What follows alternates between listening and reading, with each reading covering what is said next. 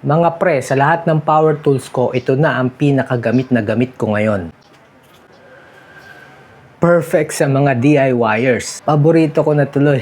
Ang tawag dito ay cordless multi-tool. Multi kasi marami kang pwedeng paggamitan nito. Pwede ito sa mga putol na alanganin kagaya nito. Mga maliliit na kailangang lagariin kahit pa nakakabit na. Pangkinis, pwede rin. Pang scrape, pang butas, at marami pang iba. Dati ginagamitan ko ng grinder with flap disc. Yung mga ganito para kuminis-kinis naman yung putol ko sa FISEM.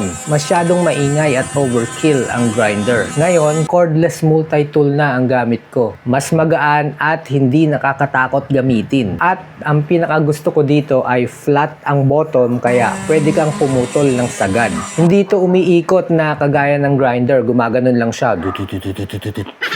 May kasama usually na iba't ibang klaseng talim depende sa set na bibilihin nyo. Iba't ibang saw blades, scraper blades, cutting blade, sanding base, sandpaper, at iba pa. Mabilis lang magpalit at magkabit ng talim niya mga pre. Allen wrench lang ang gamit na kasama na rin kapag binili. Syempre dahil cordless, may battery at charger na rin. Subok kayo ng cordless multi-tool mga pre. Napakarami ng pwede nyong paggamitan nito, promise.